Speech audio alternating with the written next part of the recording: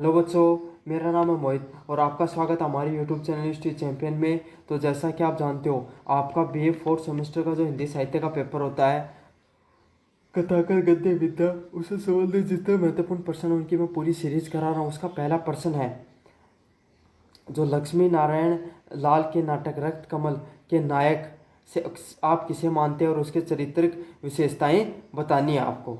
तो आपको पता, आपके एग्जाम में जो चरित्र विशेषताओं से संबंधित जो प्रश्न है वो जरूर से आता है। तो ये बहुत ज़्यादा महत्वपूर्ण प्रश्न होने वाला है। इस बार कोर्स चेंज हुआ आपका हिंदी साहित्य का, उसमें से ये जो नया नाटक है वो जोड़ा गया है। काफ़ी इंपॉर्टेंट है प्रश्न, तो मैं आपको अच्छे से करवाऊंगा।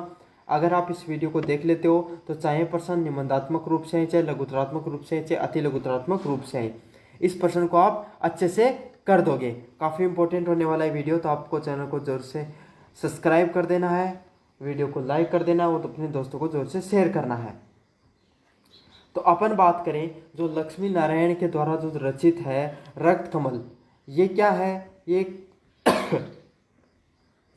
ये चंद्रगुप्त जो मौर्य वंश का जो राजा हुआ चंद्रगुप्त मौर्य, उससे संबंधित उसके ऊपर जो लिखित एक उसके जीवन के ऊपर लिखित एक नाटक है, जिसमें कैसे उसको चंद्रगुप्त मौर्य को एक छोटा सा बच्चा था उस समय चाणक्य उसको वहाँ से लेकर अपने अपने पास लेकर आता है, कैसे उसको गुरु के रूप में उसका कार्य करता है और उसको कैसे एक आम बच्चे से उसको महान राजा बनाने तक का सफ़र तय करता है। तो इसे ही इन सब कहानियों को इस नाटक में पिरोया गया है और उसका नाम क्या है? रक्त कमल। तो क्या, और इस नाटक में जो इसका नाटक का जो मूल केंद्र है वो कौन है? चंद्रगुप्त है। तो यही दिखता है चंद्रगुप्त एक पूरा ऐतिहासिक पात्र नहीं हुआ है, मतलब वो एक बहुत बड़ा राजा ही नहीं हुआ, बल्कि इस नाटक में दिखाया गया है कि वो कैसे एक आदर्शवादी राजा हुआ, कैसे वो एक क्रांतिकारी था। क्रांतिकारी मतलब एक बहुत ही कुशल नायक राजा के रूप में था, और उसके अंदर नैतिक मूल्य, अपनी जो प्रजा है उसका ध्यान रखने का, कैसे वो उस अपनी प्रजा का ध्यान रखता था, कैसे उसके राज्य एक इतना बढ़िया था के रूप में उसको प्रस्तुत किया है। तो आपको ये जरूर से याद कर लेना कि चंद्रगुप्त मौर्य को आदर्शवादी क्रांतिकारी और नैतिक मूल्यों से पूरक नायक के रूप में बताया गया है लेखक के द्वारा।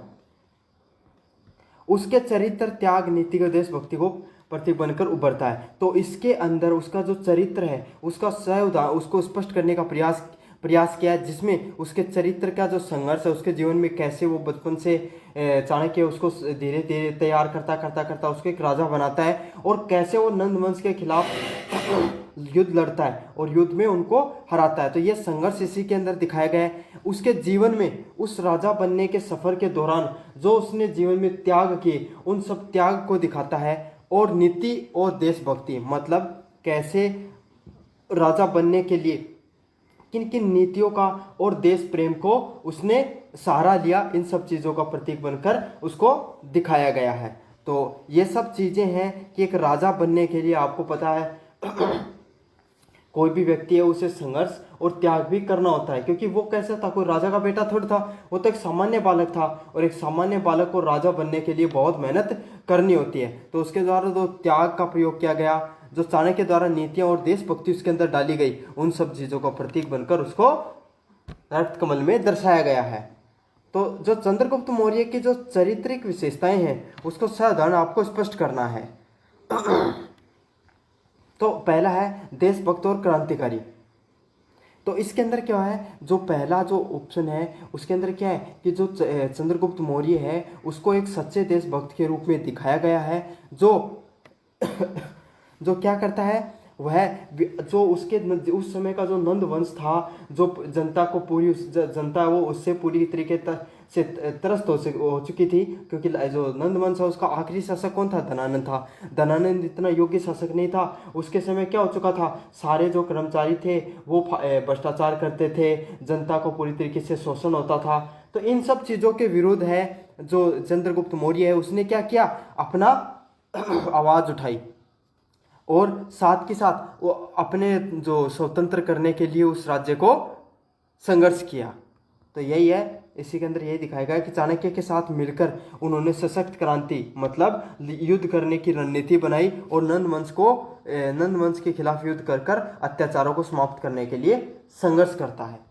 तो ये सब चीज़ें हैं देशभक्ति और क्रांति से संबंधित पॉइंट था आपका। अगले वाला है कि चंद्रगुप्त मौर्य उसमें कैसे एक आदर्शवाद और नैतिक नायक के रूप में बनकर उभरता है। तो चंद्रगुप्त मौर्य है, उसने अपने संघर्ष में कभी भी अनैतिक मार्ग को नहीं अपनाया। उसने सत्य, नीति और न्याय को सर्वप्रिय माना। मतलब कोई भी व्यक्ति है अगर वो सत्य के रास्ते पर चलता है और नियम बनाता है तो और न्याय करता है तो उसी को सबसे ज़्यादा महत्व दिया, ना कि अधर्म को, कि कोई गलत रास्ते पर जाकर आप किसी भी चीज़ को पा सकते हो। तो इन्होंने क्या किया कि नीतिगत चीज़ों को अपनाया, जैसे श्याम दाम दंड भेद जैसी नीतियों का उपयोग किया। चाणक्य ने अपना जो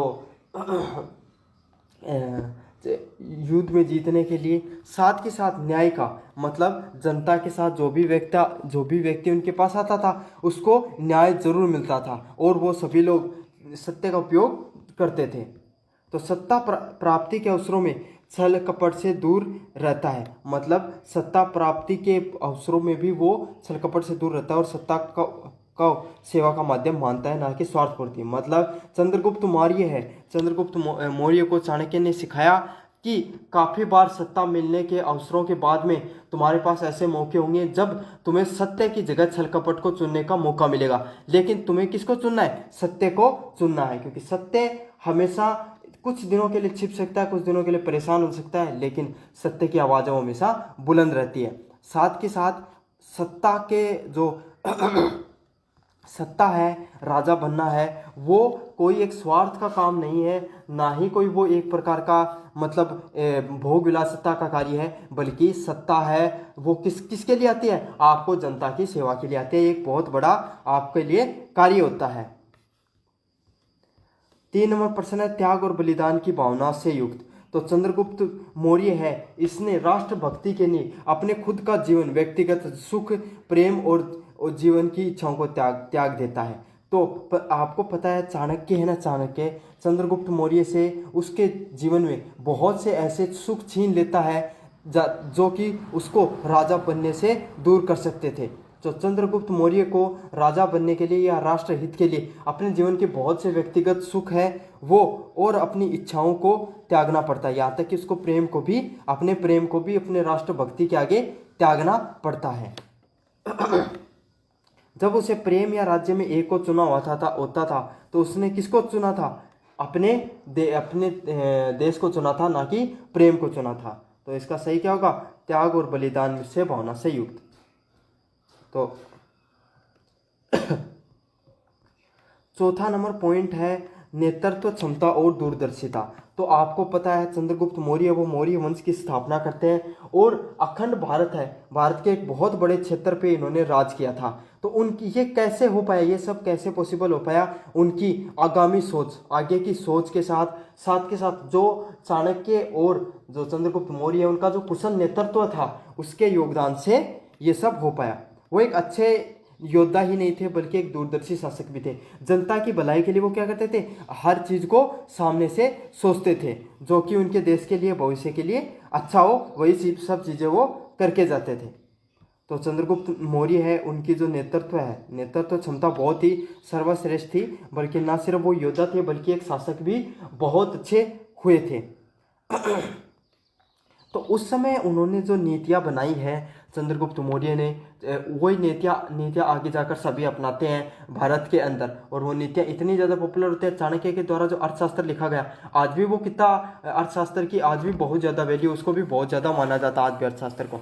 तो यही है राजनीति के ऊपर पहला शास्त्र अगर किसी ने लिखा था तो चाणक्य ने लिखा था, अर्थशास्त्र। उदाहरण के लिए मौर्य साम्राज्य की स्थापना केवल शक्ति से नहीं बल्कि चाणक्य की नीतियों और उसकी दूरदृष्टि के कारण स्थापना हुई थी। तो मौर्य जो साम्राज्य उसकी स्थापना कैसे हुई थी? ऐसे ही नहीं कि सिर्फ शक्ति के दम पर उन्होंने स्थापना कर दी, बल्कि जो चाणक्य था उसने अपनी नीतियों की, उसके जो कुशल नीतियाँ थी, कूटनीतिक नीतियाँ थी, उसकी देन थी वो सब चीज़ें। और ये सब चीज़ें उसकी जो दूरदृष्टि, जो भविष्य की सोच वो रखता था, इसके ऊपर उसने निर्माण किया था। तो अब बढ़े अपन लास्ट नंबर प्रश्न की तरफ, निष्कर्ष की तरफ, कि चंद्रगुप्त है वो रक्त कमल का केंद्रीय पात्र या नायक ही नहीं है। वह न केवल एक योद्धा है बल्कि एक आदर्शवादी, न्यायप्रिय, बलिदान और दूरदर्शी नेतृत्व का प्रतीक है। लक्ष्मी नारायण लाल ने अपने माध्यम से संदेश दिया कि राष्ट्र की उन्नति के लिए त्याग, नीतिवय और संघर्ष आवश्यक है। तो ये जो चंद्रगुप्त मौर्य के द्वारा माध्यम से इस नाटक रक्त कमल में लक्ष्मी नारायण लाल ने क्या बताया कि आपको जीवन में अगर आपका बहुत बड़ा लक्ष्य है, अगर आप जीवन में बहुत कुछ पाना चाहते हो, तो आपके जीवन में बहुत से संघर्ष होंगे, बहुत सी चीज़ों को आपको त्याग करना होगा और आपको अपने जो व्यक्तिगत सुख हैं उनको भी यहाँ तक कि त्यागना पड़ेगा।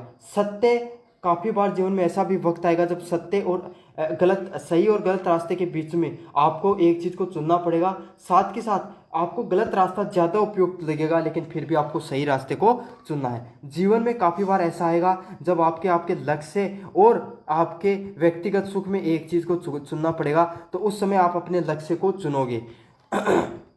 साथ के साथ किसी भी व्यक्ति को सफल होने के लिए सिर्फ एक ही गुण का आवश्यक होना बहुत ज़रूरी नहीं होता है। हर चीज़ आपके अंदर होनी चाहिए। आपके अंदर सही से नीतियों का आपको अपने जीवन में भी यूज करना चाहिए, तभी आप एक अच्छे क्या बन सकते हो, एक अच्छे व्यक्ति और अपने लक्ष्य की प्राप्ति कर सकते हो। तो यही है और काफ़ी इंपॉर्टेंट है प्रश्न। आपको कैसा लगा ज़रूर से बताना आप कमेंट बॉक्स में। हेलो बच्चों, मेरा नाम है मोहित और आपका स्वागत है हमारे यूट्यूब चैनल हिस्ट्री चैंपियन में। तो जैसा कि आप जानते हो, आपका बीए 4th सेमेस्टर का जो हिंदी साहित्य का पेपर होता है, कथाकर गद्य विद्या, जो दूसरा पेपर होता है, उससे संबंधित जितने भी महत्वपूर्ण प्रश्न है वो सभी के सभी मैं आपको करवा रहा हूँ। उसका जो अगला महत्वपूर्ण प्रश्न है, महाभारत की एक सांझ एकांकी के आधार पर दुर्योधन की चारित्रिक विशेषताओं को स्पष्ट कीजिए। तो जो ये महाभारत एक सांझ है, एक एकांकी है, उसके आधार पर उस जो दुर्योधन है उसकी जो चरित्र की विशेषताएं हैं उसको आपको स्पष्ट करना है। अब आपको पता है भवानी प्रसाद मिश्र है, उसके द्वारा एक महाभारत की एक सांझ नामक एक क्या लिखी गई, एकांकी लिखी गई है और उसमें जो मुख्य पात्र होता है वो कौन होता है, दुर्योधन होता है। तो आपको उसका जो चरित्र किस तरीके से रहा है, कैसे उसको एक खलनायक के रूप में दिखाया गया है या फिर एक अच्छे नायक के रूप में दिखाया, किस रूप में दिखाया गया है, उसके मुख्य पात्र को आपको इस बारे में बताना है। इस प्रश्न में काफ़ी महत्वपूर्ण प्रश्न है। चाहे आप इस वीडियो को पूरा देख लेते हो तो चाहे लघुतरात्मक रूप से आए, चाहे अति लघुतरात्मक रूप से आए, चाहे निबंधात्मक रूप से आए, आप इस प्रश्न को बहुत अच्छे से कर दोगे। तो चलो शुरू करते हैं अपन इस वीडियो को। तो इसमें क्या है, भवानी प्रसाद मिश्र द्वारा जो लिखित है महाभारत की एक सांझ नामक जो एकांकी है, इसमें क्या होता है, इसमें जो ये महाभारत की जो घटनाएं हैं, महाभारत है, इसको ना सिर्फ एक पौराणिक रूप दिया गया है बल्कि जो इंसान का मानव का जो मन होता है और समाज की क्या दृष्टि होती है उस रूप से दिखाया गया है। मतलब जो महाभारत है ये पौराणिक कथा है, लेकिन इसको पौराणिक नहीं दिखाकर आज के जो वर्तमान समय के जो समाज है उसके दृष्टिकोण में इसको पिरोने का प्रयास किया है। साथ ही साथ जो दुर्योधन है वो भी आपको पता है अंत में था तो एक मानव ही, तो उसी से उसके एक चरित्र के माध्यम से, उस कैरेक्टर के, उस पात्र के माध्यम से उन्होंने मन इंसान का मन है वो किस तरीके से कार्य करता है इस पर बात करी है, उसको दिखाने का प्रयास किया है। ये जो एकांकी है इसमें दुर्योधन को एक खलनायक नहीं बताया गया है बल्कि क्या बताया गया है, उसको एक संवेदनशील मतलब विचार करने वाला व्यक्ति है। वो जटिल है, थोड़ा मुश्किल है, मतलब उसकी भावनाएं हैं वो क्या बहुत ज़्यादा जटिल है, मतलब अहंकारी स्वभाव का है, थोड़ा सा संवेदनशील भी है, लेकिन वैचारिक द्वंद्व से घिरा हुआ व्यक्ति है वो। वैचारिक द्वंद्व मतलब उसको समझ नहीं आता है कि जीवन में उसे क्या करना चाहिए, एक समय में उसके काफ़ी सारे विचार चल रहे हैं। तो यही सब चीज़ें हैं वो आपको पता है, एक सामान्य मानव होता है उसके जीवन में भी हर समय वो भी इन सब चीज़ों से जूझ रहा होता है। तो यही सब चीज़ें हैं वो बताई गई हैं महाभारत की एक सांझ में दुर्योधन के चरित्र के माध्यम से। तो इसको और अच्छे से समझने का प्रयास करेंगे। दुर्योधन की जो चरित्र विशेषताएं होती हैं उसमें क्या क्या होता है, आत्म मंथनशील और चरित्र चिंतनशील व्यक्ति। तो दुर्योधन है, तो दुर्योधन का जो पात्र है उसको जो लक्ष्मी नारायण जो मिश्र जी है वो किस तरीके से दिखाते हैं, उसको दिखाते हैं कि वो आत्म मंथन करता है और चिंतनशील व्यक्ति है। तो किस तरीके से, जब वह युद्ध हार जाता है तो युद्ध हारने के बाद में जब वो अकेला रहता है तब वो सोचता है कि उसने जो आत्म मंथन करता है, सोचता है, चिंतन करता है कि उसने जो युद्ध का निर्णय किया क्या वो सही था या गलत था। तो अब इसी को पढ़ते हैं। तो एकांकी में दुर्योधन अपने जीवन के जो लिए गए निर्णय, उनके परिणामों और गंभीर आत्ममथन करता है। तो दुर्योधन से, जब आपको पता है श्री कृष्ण ने कहा था कि आप जो हमें सिर्फ 5 गांव जमीन दे दो, लेकिन दुर्योधन उसको भी देने से मना कर देता है। तो उसी का परिणाम क्या होता है? युद्ध होता है। तो इन सब चीज़ों के ऊपर आपको पता है युद्ध के अंदर वो सब कुछ हार देता है, उसके सारे भाई मारे जाते हैं, उसकी सारी सेना खत्म हो जाती है, उसका परम मित्र कर्ण भी मृत्यु को प्राप्त हो जाता है इन सब चीज़ों में। तो यही चीज़ है, जब वो आखिर में क्या होता है, वो अकेला बढ़ता है, टूटता हुआ क्या हो जाता है, अंदर से ये सब चीज़ों के बारे में सोचता है कि उसने जीवन में जो निर्णय लिया क्या वो सही थे या गलत थे। तो आम मनुष्य भी जब जीवन में कोई गलती करता है तो उसके बाद में वो आत्ममंथन करता है कि उसने जो जीवन में निर्णय लिए उसके द्वारा और उसके जो परिणाम हुए क्या वो सही थे या गलत थे। वह युद्ध के बाद में अकेला है, टूट चुका और स्वयं का प्रश्न करता है कि क्या यही रास्ता है। तो वह युद्ध के बाद में वह टूट चुका है पूरी तरीके से, मतलब अपने अंदर से युद्ध करने के बाद में वो अंदर से टूट चुका और स्वयं से यही प्रश्न करता है क्या उसके सामने सिर्फ जीवन में एकमात्र यही रास्ता था, क्या वो और कोई रास्ता भी अपनाकर इस जो गंभीर परिणाम वाला युद्ध हुआ था उसको टाल सकता था। तो इसका एक उदाहरण दे, तो उदाहरण क्या दिया गया है उसके अंदर, जो आपका एकांकी हुई उसके अंदर क्या उदाहरण है, यही उदाहरण आपको लिख के आना उसके अंदर। वह युद्ध की विमिशिका, मतलब युद्ध का जो भीषण परिणाम हुआ था उसको देखकर यही पूछता है क्या यही राज्य पाने की कीमत थी। मतलब वह जो खुद इस राज्य का स्वामी था, स्वामी बनने के लिए उसने जो त्याग किया, जो ये युद्ध किया, क्या उसी को इस राज्य को प्राप्त करने की क्या यही कीमत थी कि उसके सारे भाई मारे गए, इतने सारे लोग मृत्यु को काल को ग्रास्त हो गए, और जो उसके सागे जितने भी सगे संबंधी थे सभी को क्या हो गए, मृत्यु प्राप्त हो गई, सिर्फ किसके कारण, उसके एक राज्य के प्राप्त करने की लालसा के कारण। तो यही चीज, ये जो उदाहरण है, ये जो पर्सन पूछता है वो खुद से इसी चीज को क्या बताया गया कवि ने, लेखक ने, इसी चीज को हम ये समझ सकते हैं कि वो उसके अंदर चिंतन करने की क्षमता थी जो उसको एक सामान्य खलनायक से अलग बनाती है। मतलब एक उसको जो एक यही जो करेक्टर है, यही जो बात है उसको एक सामान्य व्यक्ति जैसा दर्शाती है कि क्योंकि आम व्यक्ति भी जीवन में गलतियां करने के बाद में चिंतन करता है, एक सही व्यक्ति भी करता है, बल्कि जो गलत व्यक्ति होते हैं वो कभी भी चिंतन नहीं करते हैं। तो यही बात है कि जो दुर्योधन के अंदर चिंतन करने की, आत्ममंथन करने की जो क्षमता थी वही उसे औरों से अलग बनाती है। 2 नंबर प्रश्न है अहंकारी लेकिन आत्मगिला निपुण। मतलब उसके अंदर अहंकार तो जरूर था दुर्योधन के अंदर, लेकिन उसे बाद में पछतावा भी होता है। ठीक है, अब इसमें क्या बताया गया है कि दुर्योधन में अहंकार तो है लेकिन उसे अपने बल, पद और अधिकार पर गर्व भी है। मतलब उसको अहंकार किस चीज का, उसके पास जो पद है, उसके पास जो बल है, उसके पास इतने भाई होते हैं, इतनी बड़ी सेना होती है, उसके पास इतना बड़ा राज्य होता है, उसके पद का, उसके पास जो बल है, शौर्य है उसका, उसके पास क्या है, गर्व भी है, उसे घमंड भी है। परंतु युद्ध में जब वो सब कुछ खो देता है तो उसे अंत में क्या होती है, एक गिलानी और पछतावा भी होता है। मतलब अंत में उसको क्या होता है, पछतावा भी होता है इन सब चीजों को लेकर। तो यही चीज है कि आम व्यक्ति के साथ भी यही होता है, जब इंसान के पास सब कुछ होता है तो उसे घमंड होता है कि सब कुछ उसी का है, लेकिन जब अंत में जब सभी चीजों को वो खो देता है तब उसे पता चलता है कि उसको अंदर से कितना दुख और पछतावा हो रहा होता है। अगले वाला है उदाहरण के रूप में मैं चीजों को समझाऊं। एकाकी में यह माना गया है कि उसकी महत्वाकांक्षा ने, उसकी जो राजा बनने की जो महत्वाकांक्षा थी, उसकी जो लालसा थी राज्य को प्राप्त करने की, उसने पूरा जो कौरव वंश था उसको क्या कर दिया, नष्ट कर दिया। और यही चीज वो जो स्वीकार करता है कि उसके वजह से, उसके राजा बनने का सपने की वजह से, महत्वाकांक्षा की वजह से पूरा कौरव वंश है वो खत्म हो जाता है। तो यही जो आत्म स्वीकृति है उसके चरित्र में, उसके व्यक्तिगत जीवन में, चरित्र में गहराई से दिखाई देती है। तीसरे नंबर प्रश्न है अधिकारों के प्रति कट्टर आग्रह है। तो अधिकारों के प्रति क्या होता है, वो कट्टर आग्रह करता है या कट्टर उसका व्यवहार है।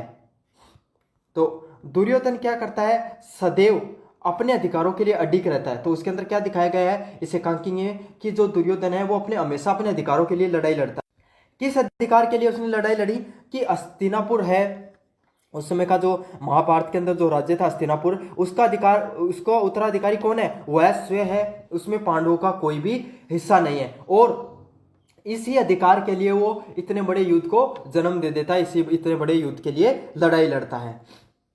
एकांकी में कहा गया है मैंने जो किया वह मेरे हक के लिए किया गया। तो एकांकी में क्या कहा जाता है कि उसने जो किया वो उसके अपने हक के लिए किया है। यह उसकी मानसिकता को दर्शाता है जहां वह न्याय के को केवल सत्ता से के अधिकार से जोड़कर देखता है। मतलब इसके अंदर क्या कहा गया है, इसके अंदर कहा गया है कि दुर्योधन का यह मानना था कि जो हस्तिनापुर था उसका उस राज्य का जो प्रमुख उत्तराधिकारी था वो कौन था, वो स्वयं खुद था। उसमें जो पांडवों के कोई हिस्सा था ही नहीं। समझ आ गया। इसीलिए वो कहता है कि उसने जो किया, जो युद्ध किया, अपने हक के लड़ाई के लिए किया है और वह न्याय को केवल क्या करता है, सत्ता के अधिकार से जोड़कर देखता है। तो उसके हिसाब से न्याय यही है कि जो सत्ता प्राप्त कर ले वही क्या है, न्यायपूर्ण व्यक्ति है। अकेला चौथा पॉइंट क्या है, अकेलापन और मानवीय पीड़ा का अनुभव करने वाला पात्र। तो आपको पता है एकांकी के अंत में दुर्योधन अकेला पड़ जाता है। क्यों पड़ जाता है, क्योंकि उसके सारे भाई है वो मर जाते हैं, मित्र कर्ण है वो भी मृत्यु को प्राप्त हो जाता है और अंत में क्या होता है, वो स्वयं भी किसकी द्वार पे खड़ा होता है, मृत्यु के द्वार पर खड़ा होता है। तो यही सब चीजें उसको अंदर से तोड़ देती है और तब उसके जीवन में अंदर से मानवता व करुणता बाहर आती है। तो उसका जब अंतिम समय जब निकट होता है, जब वो देखता है युद्ध के अंदर अब अंतिम समय आ गया है, युद्ध के अंदर वो सब कुछ हार चुका है, उसके सारे भाई मारे जा चुके हैं, उसका जो परम मित्र कर्ण था वो भी मृत्यु को प्राप्त हो चुका है, तब वो करुणा से भर जाता है, मानवता उसके अंदर से जाग जाती है। और अगर यही मानवता पहले जाग जाती तो शायद ये युद्ध नहीं होता और सारी चीजें सही से बच जाती। और ये चीज कहां से दिखाई देती है कि उसके अंत में मानवता व करुणता जागती है।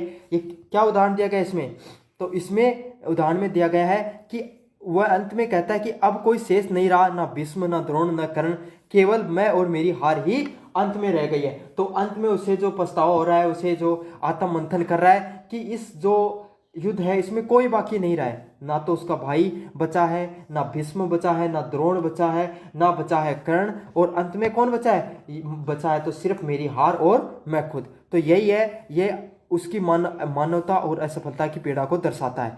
तो यही चीज क्या दिखाता है, उसके अंदर से मानवता और असफलता जो उसको मिली है उसको दिखाता है। तो मानवता ये कि उसके जो सगे संबंधी है वो सभी उसी की वजह से मृत्यु को प्राप्त हो जाते हैं, इस चीज की मानवता उसके अंदर दिखाई देती है और असफलता की जो पीड़ा है वो भी उसको अंदर से खाई जा रही है।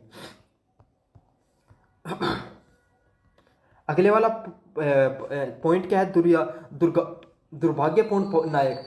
तो महाभारत एक सांझ जो नामक दुर्योधन शेक्सपियर के ट्रेजिक हीरो की तरह लगता है। ट्रेजिक हीरो मतलब क्या, एक दुख से भरा हुआ एक ऐसा इंसान जो जिंदगी में बहुत सारी गलतियां करता है, उसके क्या होते हैं, गलतियों के गंभीर परिणाम होते हैं।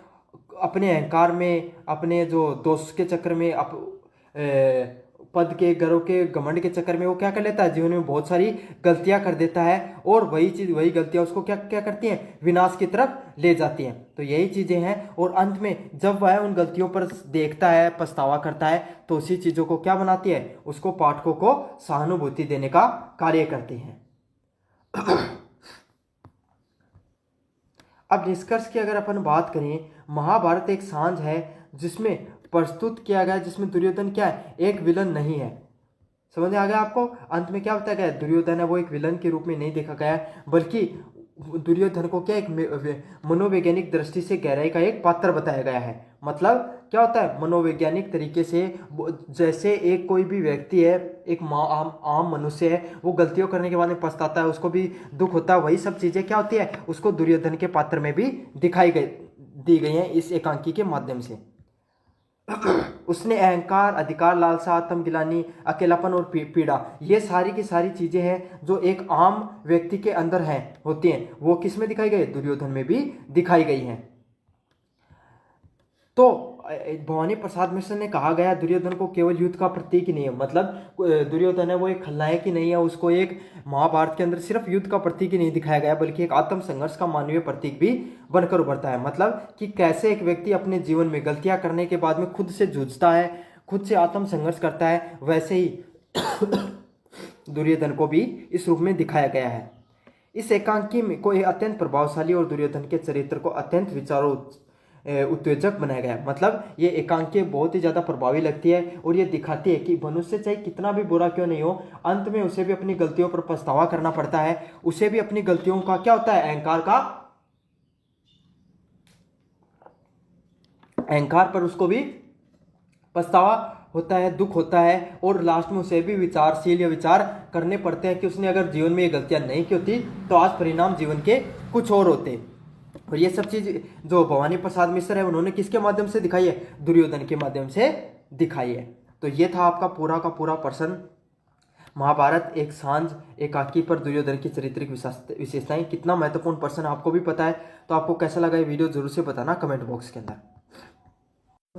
मेरा नाम है मोहित और आपका स्वागत है हमारे यूट्यूब चैनल हिस्ट्री चैंपियन में। तो जैसा कि आप जानते हो, आपका जो 4th सेमेस्टर का जो पेपर होने वाला है कथाकर गद्य विद्या का, इंदय साहित्य का, उससे संबंधित मैं आपके सामने जितने भी महत्वपूर्ण प्रश्न होने वाले हैं उनकी क्या एक पूरी सीरीज लेकर आया हूँ। तो उसका अगला प्रश्न है, बहता पानी निर्मला शीर्षक से के औचित्य पर प्रकाश डालते स्पष्ट कीजिए, अज्ञा जी ने यात्रा के कितने तरीके बताए और उनको कौन सा तरीका पसंद है। काफ़ी अच्छा प्रश्न है ये एक यात्रा वृत्तांत लिखा गया है अज्ञा जी के द्वारा, बहता पानी शीर्षक। और ये है यात्रा वृत्तांत जिसमें यात्राओं के बारे में जानकारी दी गई है, लेकिन इन्होंने अपने जीवन में उन यात्राओं से क्या अनुभव मिलता है, यात्राएं कितने प्रकार की होती हैं और उन्हें कौन सा तरीका है जो पसंद है यात्रा करने का, तो इन सब चीज़ों के साथ बताया गया है। और इस यात्रा वृत्तांत को, यात्रा वृत्तांत आप समझते हो ना, जिसमें आपने कोई यात्रा कहीं की घूमने के लिए चले गए और उसको अपनी डायरी में लिख दिया, वैसी चीज़ को इन्होंने भी लिखा है बहता हुआ पानी के नाम से, बहता पानी के निर्मला के नाम से। ठीक है, तो काफ़ी इंपॉर्टेंट है वाला प्रश्न और काफ़ी बार रिपीट होता है अलग अलग यूनिवर्सिटी के अंदर। तो आपको क्या करना है, इस वीडियो को पूरा देखना है, क्योंकि चाहे निबंधात्मक रूप से आए, चाहे लघुतरात्मक रूप से आए, चाहे अति लघुतरात्मक रूप से आए, इस प्रश्न को आप बहुत अच्छे से कर दोगे। तो बहता हुआ पानी जो निर्मल है, ये अज्ञे के द्वारा, जो लेखक अज्ञे हैं उनके द्वारा यात्रा वृत्तांत निबंध है। मतलब एक आप जैसे कोई व्यक्ति घूमने के लिए जाता है तो वो क्या करता है, यात्रा वृत्तांत है, यात्रा का जो वृत्तांत, जो आप समझ ले कोई कहीं घूमने के लिए चले गए और सारे आपके जीवन के जो अनुभव थे उस यात्रा पे जो आपने किए हैं उनको एक जो आपके निबंध के रूप में या फिर एक डायरी के अंदर आप लिख लेते हो, उसी को क्या कहते हैं, यात्रा वृत्तांत के रूप में जाना जाता है।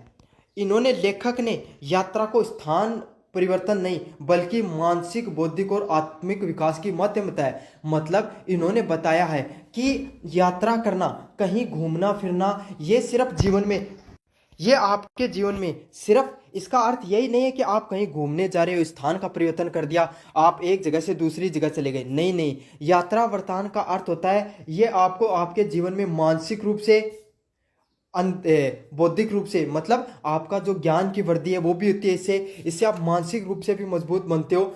और आत्मीय विकास, मतलब आपका जो सोचने का दृष्टिकोण है, लोगों को देखने का दृष्टिकोण है, आप देखते हो कि समाज में, हम जिस समाज में, आप क्या इस समय अपने घर के आसपास रहते हो, किसी आपके आसपास के शहर में चले जाते हो तो लोगों का संस्कृति अलग है, लोगों का व्यवहार अलग है, हमारा समाज अलग है, हमारा खान पान अलग है, समझ रहे हो। लेकिन आप दूसरी जगह जाते हो तो वहाँ की जो आपको सारी चीज़ें अलग देखने को मिलती हैं, तो वहाँ आपको जीवन को देखने का दृष्टिकोण है वो काफ़ी हद तक बदल जाता है। आपका जो जीवन का जो अहंकार है, आपके जीवन में जो पद हो गया, आपके जो पैसा हो गया, इन सब चीज़ों से उठकर आप जीवन के वास्तविक मूल्य को समझ पाते हो। तो यही बताया गया है कि यात्रा है वो सिर्फ स्थान का बदलना ही नहीं है बल्कि एक व्यक्ति का पूर्ण रूप से आंतरिक, बौद्धिक, आंतरिक मतलब क्या होता है, मन से बदलना, बौद्धिक मतलब मानसिक विकास होना, और आत्मिक मतलब उसका हृदय का परिवर्तन होना, इन सभी चीज़ों का एक संपूर्ण मिश्रण है।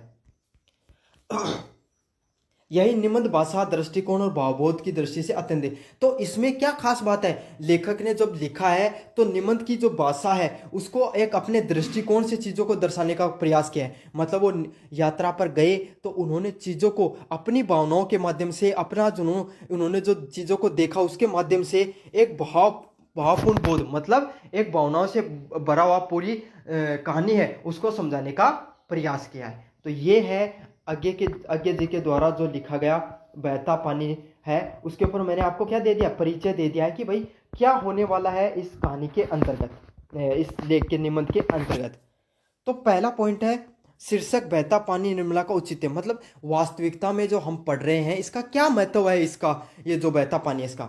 तो बहता पानी निर्मला एक प्रतीकात्मक शीर्षक है, मतलब ये क्या एक प्रतीक के रूप में इस शीर्षक को दिया गया है। प्रतीक क्या है? बहता पानी निर्मल रहता है। इसका अर्थ क्या है? बहता पानी है जीवन में, बहता पानी है ना, जैसे आपने देखते हो नदी का पानी वो बहता रहता है, तो उस पर आपके कोई काई नहीं दिखेगी, वो साफ रहता है, स्वस्थ रहता है एकदम, तो वो क्या रहता है? निर्मल रहता है। लेकिन जहाँ पर पानी होता है, जैसे छोटा सा पोखर मान लो, उस पर पानी अगर काफ़ी दिनों तक पड़ा रह जाएगा तो क्या हो जाता है? सड़ जाता है, उसके अंदर काई लग जाती है, वो गंदा हो जाता है। तो यही चीज़ें बताई गई है कि जो चीज़ बहती है वो क्या निर्मल रहती है, और जो चीज़ रुक जाती है जीवन में वो क्या हो जाती है? नष्ट हो जाती है। तो जीवन का नाम क्या है? बहना, आगे बढ़ना ही जीवन का नाम है। अब इसका क्या तात्पर्य होता है? जो चला यमान है वही शुद्ध, सक्रिय और जीवित रहता है। मतलब जो जीवन में लगातार चलता रहता है, जीवन में लगातार प्रयास करता रहता है, वही क्या रहता है? शुद्ध, मतलब एकदम सही, सक्रिय मतलब एक्टिव, और जीवित। जीवित का अर्थ क्या होता है? जीवित का अर्थ होता है कि सही, मतलब अपने लक्ष्य को प्राप्त करता है। तो आपको जीवन में हमेशा बदलाव करते रहना जरूरी है। लगातार जो आप कार्य कर रहे हो उसके अंदर लगातार चलते रहना जरूरी है। बहुत सा ऐसा वक्त आएगा जब आपका सही, आपके अनुसार जीवन में चीजें नहीं चलेंगी, लेकिन फिर भी आपको हिम्मत नहीं हारते हुए जीवन में लगातार चलते रहना है। यात्रा और गति मनुष्य को स्थिरता, जड़ता और सीमाओं से मुक्त कर देती है। तो जैसे आप घूमने को जाते हो, जब या फिर जो चीज़ें चलती हैं, तो जब जब जो चीज़ें चलती रहती हैं जीवन में, वो स्थिरता, मतलब आप एक जगह कहीं पर नहीं रुक जाओ, चाहे बौद्धिक रूप से, चाहे मानसिक रूप से, चाहे आत्मीय विकास के रूप से। समझ रहे हो इन्होंने किस दृष्टिकोण से चीज़ों को बताया? मतलब इसका अर्थ यही है कि आप अगर जीवन में लगातार कहीं ना कहीं चलते रहोगे, कुछ ना कुछ जीवन में करते रहोगे आगे अपने लक्ष्य की प्राप्ति के लिए, तो आप कहीं एक जगह रुकोगे नहीं। ठीक है, इससे आपके जीवन में क्या होगा? विकास होगा। जीवन में निरंतरता और प्रभाव ही पवित्रता, निर्मलता लाता है। मतलब जीवन में लगातार चलते रहना ही आपको क्या बनाएगा? पवित्र बनाएगा और आपको निर्मल बनाएगा। तो इसी प्रकार है बहता हुआ पानी का जो संदेश ये दिया गया है कि जीवन में गतिशीलता आवश्यकता है, और हमें जीवन में गतिशील बनाए रहना चाहिए, और बहता हुआ पानी निर्मल रहता है। यही चीज़ किससे दी गई है? इसीलिए इस चीज़ का शीर्षक दिया गया है। तो क्या कर दिया? इस शीर्षक के माध्यम से जो लेखक है, जिन्होंने निबंध लिखा, वो क्या दिया है? हमें एक अलग दृष्टिकोण देने की कोशिश की है जीवन के बारे में। अगले वाले पॉइंट की तरफ बढ़े तो यज्ञ द्वारा बताए गए यात्रा के प्रकार। तो यज्ञ जी हैं, इन्होंने यात्रा के कितने प्रकार बताए हैं? तो इन्होंने 3 प्रकार की यात्राएं बताई हैं। पहले क्या है? योजना प्रधान यात्रा। तो योजना प्रधान यात्रा क्या होती है? जैसे आपने फिक्स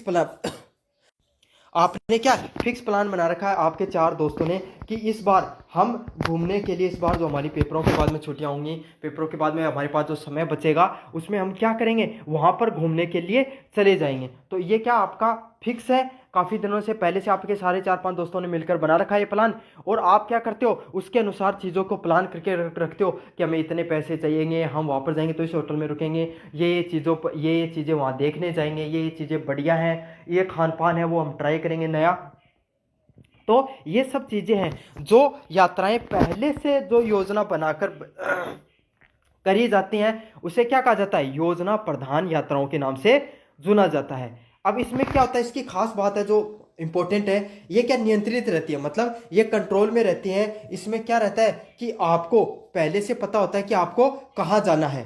ये सीमित रहती हैं, मतलब फिक्स रहती हैं कि आपको सिर्फ यहीं तक जाना है, और पूर्व निर्धारित रहती हैं। मतलब पहले से आपको पता होता है कि आपको कहाँ तक जाना है इन सब चीज़ों में। तो ये जो योजना प्रधान यात्रा होती है, इसकी खास बात यही रहती है कि आपके नियंत्रण में, आपको इसमें चाहो तो बदलाव कर सकते हो। सीमित है, फिक्स है, आपको वहीं जगह तक जाना है। आपके दोस्तों ने भी सोचा कि वहां जाना, तो वहीं जाओगे आप। साथ के साथ पूर्व निर्धारित रहती है, और आपने योजना भी पहले से बना रखी है तो पूर्व निर्धारित भी होती है। तो लेखक ने इस यात्रा को किस नाम से बनाया गया है? नाम दिया है योजना से, दिमाग से की गई यात्रा के नाम से इसको जाना जाता है। दूसरे प्रकार की जो यात्रा होता है वो कौन सी यात्रा बताई है? व्यवसायिक यात्रा, पर्पज बेस्ड ट्रेवल। समझ में आ गया? मतलब आपको क्या, कोई व्यवसाय के लिए कोई यात्रा करते हो, जैसे आपका कोई एग्जाम था, समझ, जो कंपटीशन के एग्जाम आप देते होंगे, वो कोई एग्जाम हुआ आपका, और उसके लिए आपने कोई उदयपुर का सेंटर आ गया और वहां आप देने चले गए, तो वो जो यात्रा है वो क्या होगी? व्यवसायिक यात्रा होगी। और व्यावसायिक यात्रा क्या होती है? कोई कार्य के लिए, आपका एग्जाम था, या कोई व्यक्ति नौकरी के लिए जा रहा है, या फिर कोई दायित्व या व्यवसाय के लिए, आपका घर वालों का कोई काम था, कोई बीमार हो गया, आप उससे मिलने के लिए कहीं पर चले गए। अब उदयपुर अच्छी जगह है, घूमने के लिए है, लेकिन आप गए तो एग्जाम देने थे, पेपर देने के लिए गए थे, और आप साथ के साथ वहां पर थोड़ा बहुत घूम भी लिए। तो उस प्रकार की यात्रा को कैसा बताया गया है? व्यावसायिक यात्रा बताया गया। अब इन सब यात्राओं का क्या महत्व होता है? तो इन सब यात्राओं का में क्या होता है? इनमें कोई भी आनंद नहीं मिलता, ना ही कोई खोज का तत्व होता है। तो इनमें आपको कोई ज़्यादा आनंद नहीं आएगा। आप ऐसी यात्रा करोगे तो आपको जीवन में किसी भी प्रकार का, आपको पता है एग्जाम देने के बाद कौन सा घूमने का ज़्यादा मन करता है। तो वही बात है, इसमें ना तो कोई आनंद आता है, ना ही कोई खोज का तत्व होता है। खोज का तत्व का क्या अर्थ हुआ कि आप कहीं भी घूमने जाओगे, पहले से सोच कर जाओगे, तो आप किसी भी चीज़ को खोजने के लिए, देखने के लिए कि भाई वो देख कर आते हैं वो चीज़ कैसी है, तो यही चीज़ खोज का तत्व होता है। तो वो तो होगा नहीं उसमें, आप तो अपने कोई काम से गए थे। तो लेखक ने ऐसी यात्राओं को कैसा बताया? बोझिल यात्राएं। मतलब ये यात्राएं सिर्फ इंसान के जीवन में एक बोझ के रूप में ही आती हैं। तो इन्हीं यात्राओं को कैसा बताया? बोझिल यात्राओं के रूप में बताया लेखक ने।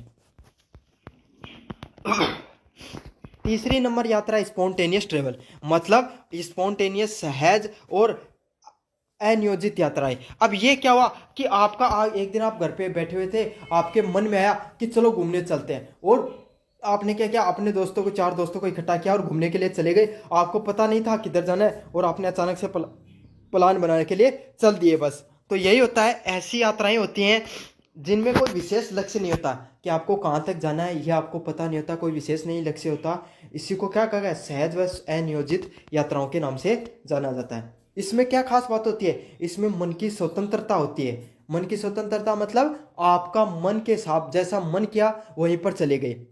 अनुभव की खोज होती है। इससे क्या होता है? आपको जीवन में एक्सपीरियंस होता है तथा स्वयं का साक्षात्कार करने की मौका मिलता है। तो इसमें इंसान है वो लगभग अकेला ही जाता है। तो इसमें क्या करता है? ज़्यादातर इंसान अपनी आत्मीयता की खोज के लिए जाता है कि उसे अगर जीवन में कोई लक्ष्य नहीं समझ में आ रहा है, कोई चीज़ उसके अच्छे से नहीं चल रही है, तो अचानक से ये ऐसे ही कुछ घूमने के लिए चला जाता है। तो उसको क्या होता है? स्वयं का साक्षात्कार भी होता है। लेखक इसे सबसे पहले स्वस्थ, निर्बल और सृजनात्मक यात्रा मानता है। तो लेखक सिर्फ इस यात्रा को स्वस्थ मतलब सबसे बढ़िया, निर्मल मतलब एकदम सही, और सृजनात्मक मतलब क्रियाशील यात्रा के रूप में इस चीज को देखता है। तो अब इसमें बताया गया है कि लेखक को इनमें से कौन सी यात्रा पसंद है। तो लेखक को जो तीसरा प्रकार है, सहज, अनियोजित व स्व प्रभावित यात्रा, मतलब लेखक को इनमें से कौन सी यात्रा पसंद है? जो सहज हो, समझ में, जिसमें कोई पहले से योजना, कोई प्लान नहीं बनाया गया हो, और जो स्वयं से प्रभावित होती है, मतलब वो अपने हिसाब से ही होने लगती है, धीरे धीरे अपने आप हिसाब से आगे बढ़ जाती है, वही यात्रा ज़्यादा पसंद है।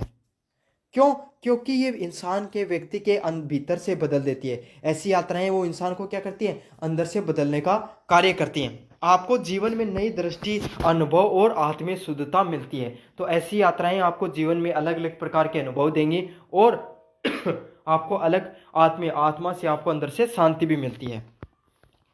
यह यात्रा जीवन में बहते हुए पानी की तरह होती है। मतलब ये बहते हुए पानी की तरह होती हैं कि आप बस चलते जाते हो जीवन में, और सब कुछ नया चीजें उनको सीखते चले जाते हो। और इन बहते हुए पानी से क्या अर्थ है? जो निर्मल, सक्रिय और चेतना से भरपूर होता है। मतलब जो साफ होता है, स्वच्छ होता है, सक्रिय होता है, एकदम मतलब एक्टिव होता है उस समय, और चेतनीय मतलब आपको मानसिक रूप से भरपूर होता है। तो ये बताया गया इसमें। बहता हुआ पानी निर्मला केवल यात्रा वृतांत ही नहीं बल्कि एक जीवन दर्शन है। मतलब जो बहता हुआ पानी, जो नामक जो यात्रा वृतांत है, वो एक जीवन दर्शन ही नहीं है, बल्कि यज्ञ जी ने इसके माध्यम से ये सिद्ध किया है, गतिशीलता ही जीवन की निर्मलता का आधार है। मतलब लगातार जीवन में चलते रहना ही जीवन का दूसरा नाम है। लेखक अनियोजित अनुभवात्मक यात्रा प्रिय है। तो लेखकों इनमें से कौन सी अनियोजित, जिसमें जो फिक्स नहीं हो आपको कहाँ जाना है जीवन में, वो वाली अनुभवात्मक यात्रा है, वो सबसे ज़्यादा अच्छी लगती है। क्योंकि यह व्यक्ति को भीतर से समृद्ध बनाती है। मतलब ये इंसान को अंदर से और क्या बनाती है? सुसंयोजित बनाती है, समृद्ध बनाती है। इस दृष्टि से शीर्षक अत्यंत सार्थक, प्रत्यात्मक और विचारों उत्तेजक है। मतलब इसमें क्या बताने का प्रयास किया है कि ये प्रतीक के रूप में दिखाती है आपको, और विचारों से भरपूर कर देती है। तो ये तो था आपका अगले वाला प्रश्न कि महादेव महादेव। बहता हुआ पानी जो निर्मल शीर्षक है, इससे संबंधित आगे जी ने जो यात्रा वृत्तांत बताया वो पूरा का पूरा मैंने आपको करवा दिया। कैसा लगा आपको वीडियो जरूर से बताना कमेंट बॉक्स के अंदर। हेलो बच्चों, मेरा नाम है मोहित और आपका स्वागत है हमारे यूट्यूब चैनल हिस्ट्री चैंपियन में।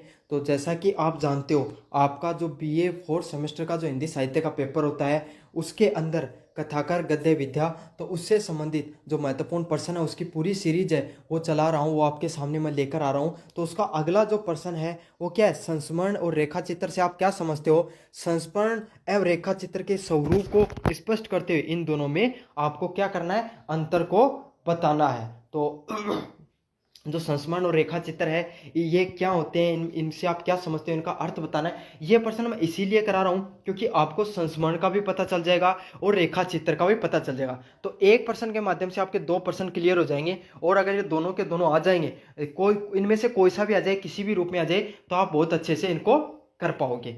तो काफ़ी इंपॉर्टेंट प्रश्न है आपके सामने, चाहे प्रश्न आपके सामने निबंधात्मक रूप में आए, चाहे ये प्रश्न आपके सामने देखने को मिला आपका लघुतरात्मक आती है, लघुतरात्मक में आपको इनको अच्छे से आप कर पाओगे इस वीडियो को पूरा देखने के बाद में। तो क्या करना, आपको चैनल को सब्सक्राइब कर देना, वीडियो को जोर से लाइक कर देना है और केस पेपर वगैरह के लिए टेलीग्राम को जोर से ज्वाइन कर लेना आपको। अगले वाले प्रश्न की बात करें, संस्मरण की परिभाषा। तो संस्मरण की क्या परिभाषा होती है, इस पर अपन देखने को प्रयास करेंगे। तो पहले वाला प्रश्न है, संस्मरण गद्य विद्या है। इसमें क्या होती है, लेखक है वो अपने जीवन की स्मृतियां, मतलब उसके जीवन में संस्मरण क्या होता है, आप स्मरण का समझो कि आप अपने जीवन की कोई घटना घटी आपके जीवन में और आप इस घटना को अपनी भाषा में लिखने का प्रयास करते हो, एक कहानी बनाकर लिखने का प्रयास करते हो, उसी को क्या कहा जाता है, संस्मरण कहा जाता है। समझ में आ गया आपको। अब इसको अपन समझने का जो आपको कैसे लिखना पेपर में ये समझा देता हूँ मैं। तो संस्मरण ये क्या गद्य की विद्या होती है जिसमें लेखक अपने जीवन की जो स्मृतियां हैं, उसके जीवन की जो यादें हैं, उसने जीवन में जो अनुभव किए हैं और जो घटनाएं हैं उसको भावनात्मक और आत्मीय शैली में प्रस्तुत करता है। मतलब लेखक है उसके जीवन में जो घटनाएं घटी हैं, उसके जीवन में जो अनुभव हुए हैं, उन सब घटनाओं को, अनुभवों को और जो सजीव, जो वास्तविक, जो स्मृतियां, जो यादें हैं उसके जीवन की, उनको एक अपना जो लेखनी के माध्यम से अपनी भावनात्मक रूप से, मतलब एक कहानी के रूप में उसे पिरोने का प्रयास करता है। उसी शैली को क्या कहा गया है, संस्मरण कहा गया है। इस शैली की खास बात क्या होती है, इसमें पात्र है वो लेखक स्वयं खुद का खुद ही होता है और उसका दृष्टिकोण कैसा होता है, उसका दृष्टिकोण है वो क्या होता है, व्यक्तिगत होता है, खुद के प्रति ही उसका दृष्टिकोण होता है इसके अंतर्गत। समझ में आ गया। तो संस्मरण में लेखक अपनी पुरानी यादों, अनुभव और घटनाओं पर लिखता है और उसे अपनी लेखनी के माध्यम से भावनात्मक रूप से आत्मीय शैली देने का प्रयास करता है। और खास बात यही है इस शैली की कि इसके अंदर जो लेखक है वो स्वयं ही पात्र होता है। सरल शब्दों में मैं आपको समझाऊं, संस्मरण किसी व्यक्ति के जीवन पर बीती हुई घटनाओं का आत्मपरक वर्णन है। मतलब संस्मरण क्या है, कोई भी व्यक्ति उसके जीवन पे जो घटनाएं बीत गई है उसी घटनाओं का आत्मपूर्वक वर्णन है। मतलब आत्मापूर्ण या भावनात्मक रूप से लिखा गया रूप ही संस्मरण कहलाता है, जो किसके आधार पर होता है, यादों के आधार पर या अनुभव के आधार पर होता है। संस्मरण के कितने स्वरूप होते हैं, यह आत्म कथात्मक शैली में लिखा जाता है। मतलब आत्म कथा लिखी जाती है, उस शैली में इसको लिखा जाता है। घटनाएं वास्तविक होती हैं, तो इसकी खास बात यही होती है कि जो लेखक जो भी घटना लिखेगा वो क्या होगी, एक प्रकार से वास्तविक घटना होगी आपके सामने। अगले वाला पॉइंट है भावनात्मक और आत्मीयता से युक्त होगा।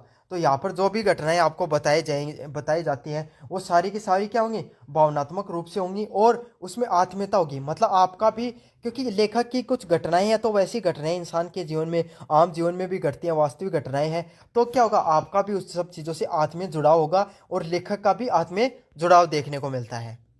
अगले वाला पॉइंट है लेखक स्वयं अनुभव करता होता है। तो ऐसी जो संस्मरण होते हैं इनके अंदर क्या होता है, लेखक है उसने खुद ने वो जीवन में वो सब चीज़ें अनुभव की है तो वो अच्छे से बताता है उनको।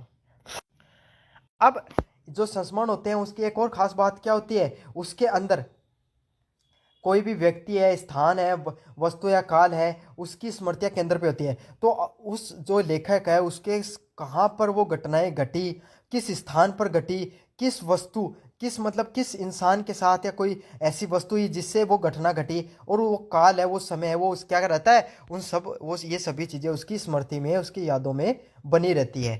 तो ये था आपको संस्मरण के बारे में कि संस्मरण वास्तविकता में होता क्या है। अब अपन बात करेंगे रेखा चित्र। तो रेखा चित्र क्या होता है? तो रेखा चित्र एक प्रकार का साहित्यिक चित्र है। तो रेखा चित्र क्या है? ये एक प्रकार का साहित्यिक चित्र होता है। इसमें क्या होता है, किसी व्यक्ति के व्यक्तिगत, मतलब आपने मान लो महाराणा प्रताप के ऊपर पूरा एक लेख लिखा, तो वो किस में आएगा? रेखा चित्र के रूप में आएगा। समझ में आ गया? अब मैं समझाऊंगा कि इन सब चीज़ों को कैसे, रेखा चित्र को लिखने का किस तरीके से लिखा जाता है। तो आपको एग्जाम में कैसे लिखना है, किसी व्यक्ति के व्यक्तिगत, मतलब कोई भी व्यक्ति, उसका व्यक्तित्व कैसा था, महाराणा प्रताप का व्यक्तित्व कैसा था, उन्होंने कैसे संघर्ष किया, वो चाहे कितनी भी मुश्किल परिस्थिति है लेकिन वो अडिग रहे अपने जो प्रण था उस पर। उस व्यक्ति का चरित्र, आचरण, व्यवहार और जीवन के विशेष पहलुओं को सूक्ष्मता से उकेरा जाता है।